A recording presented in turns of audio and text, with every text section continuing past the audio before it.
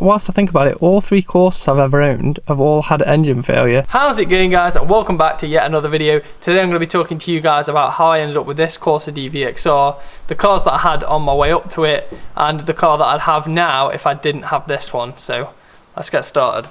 So when I started driving, I actually had a 1 litre Corsa C in white, and I bought it second hand off eBay. I hadn't even gone and looked at it. I bought it second hand off eBay, picked it up.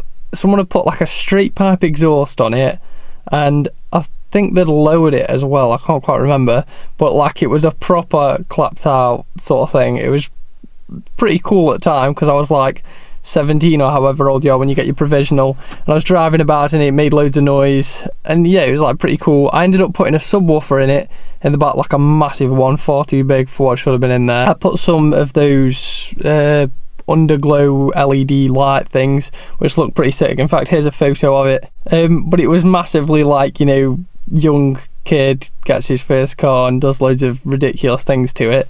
So that was my first car, and eventually that broke down. It had like the head gasket go, so all the coolant went in the oil and mixed, and you had all that horrible white creamy horribleness that you really don't want in any car. I then had a Corsa C, again a blue one, but it was a 1.7 diesel turbo, and that was when I was about 18, I think I got it. And the engine in it was the 1.7 diesel turbo Isuzu engine, not the Vauxhall engine, so it was like 100 times better. In fact, whilst I think about it, all 3 Corsas I've ever owned have all had engine failure. That one ended up dying because I think all the seals went inside and it bent the crank and it did like all sorts of damage. That wasn't, actually no, that's a lie, it was modified. It had like a Subaru exhaust on the back, which was ridiculous. It didn't make any sound or anything, it just looked ridiculous. In fact, here's a picture. And it also, I think I put the sub in that at one point, and on top of the sub, it had been, I think it had been lowered on the front, which caused me an absolute nightmare because I was forever having to have like the camber adjusted on it and stuff, and it just ended up costing loads. Especially I live like out in the countryside and all the roads have got massive potholes in, so it just ended up doing more damage. Like I never really wanted it lowered, it just, when I bought it, it was. So that's 2 cars down. First Corsa, white Corsa, then the blue Corsa. Then I got hold of this Volvo. To be honest, this was one of my favourite cars I ever owned. It's got full leather seats, heated seats, and it just drove dead like smooth and nice. The only thing I didn't like about it was the fact that I was having to put £80 of petrol in a week because it absolutely drank fuel, because it's just a straight petrol with no turbo, and where I drive is like up and down hills. It just caned fuel so bad, and in the end that was why I ended up giving it to my mum before it finally broke, because I just physically couldn't afford the £80 a week fuel because it was just getting ridiculous. So after my mum had the Volvo, I then had back my Corsa D 1.7 Isuzu, the blue one essentially, and I drove this for a while, and like I say, eventually the engine just gave out and that was all done. So I then had to find another car, and I was sick of paying ridiculous prices, because the whole reason I swapped to the Volvo from the Corsa D was because the insurance was cheaper on the Volvo. Obviously when you're young, insurance companies take the absolute mick, so I was trying to find something like I could afford to run. So what I decided, because I wanted something that, 1, wasn't going to cost me £80 a week in fuel, and 2, wasn't going to cost me a fortune on the insurance, I wanted to look for something that sort of fit that category.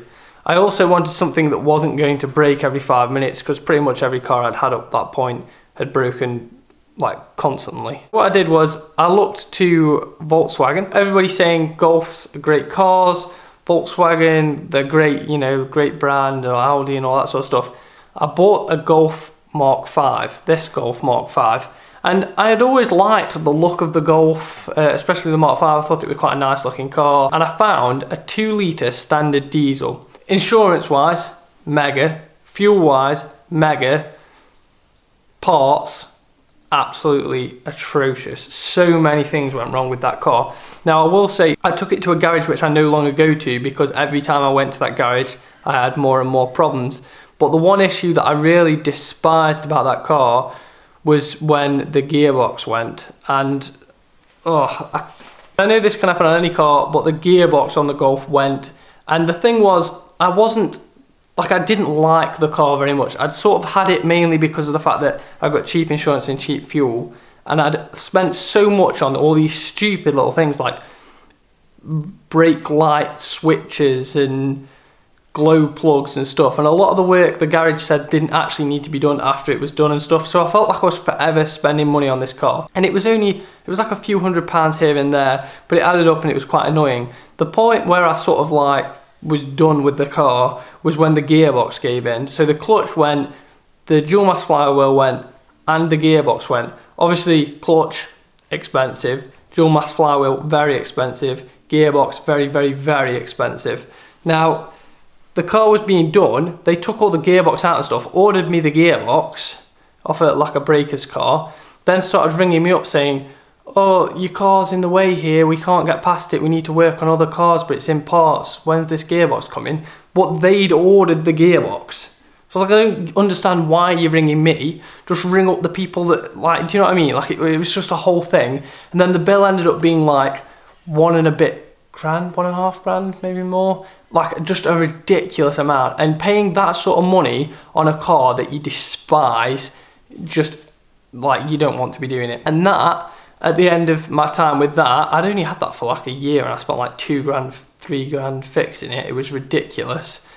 That was when I was like, I need to have a car that I like, so when it starts to go wrong, at least I don't feel as bad as I would do about putting loads of money into a car that I hate. This was how the VXR came about. Now, when I was younger, and I'm talking young, we used to go for PE around this reservoir, and we'd jog around this reservoir, come back, and on our way up there, we always used to walk by one of the lads at school's uncle's car. It was a bright orange Ford ST, and it was like stunning. And obviously at the time, so it probably was around like 2007 or so, it was like brand new, fresh out the factory sort of thing, and it was like amazing. And everyone would walk past me like, oh yeah, when I'm older I want something like that, I want something like that. And when I got older, a few years later, I always kind of wanted one of them Ford STs. I then saw the Astra VXR, and I thought they were like amazing, especially the Ardent Blue one. I was like, that's like gorgeous, I've got to have something like that when I get older.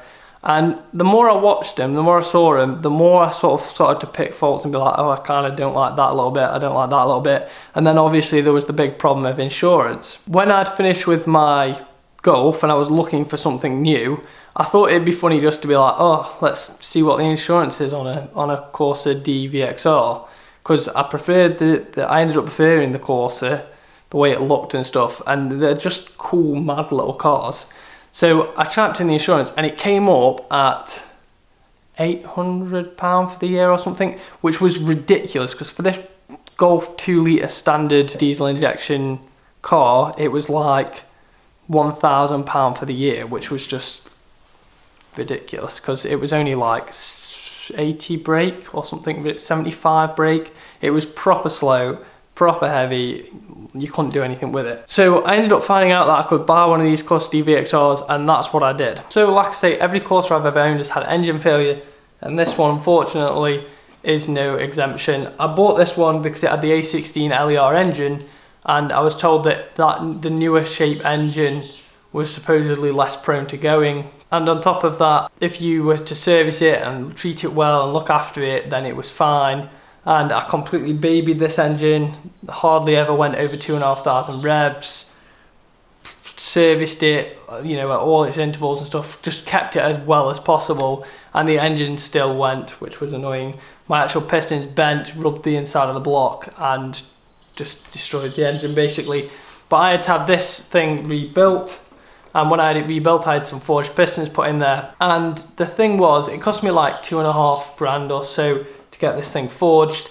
Now, paying that compared to paying the 1 and a bit grand on my gearbox, theoretically I should have been, you know, more alright with paying the 1.5 grand on my gearbox change and stuff.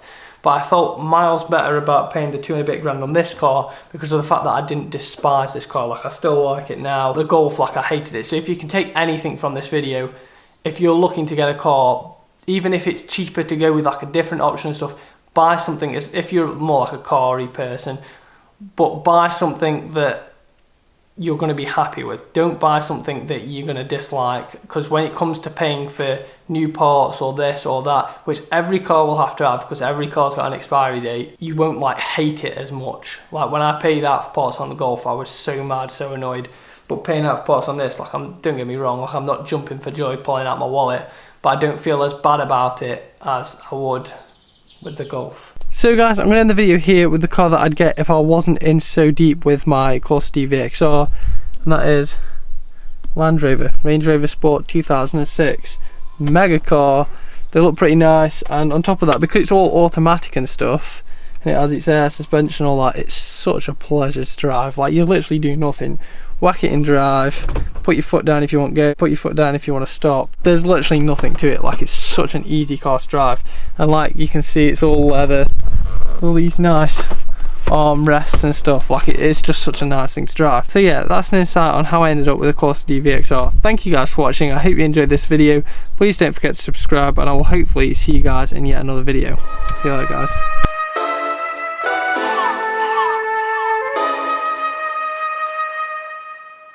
Through dripping Aquafina, I'm sipping 15, kept a weapon on me. Blow make digits, I'm on my business, stack chicken like what it's gon' be.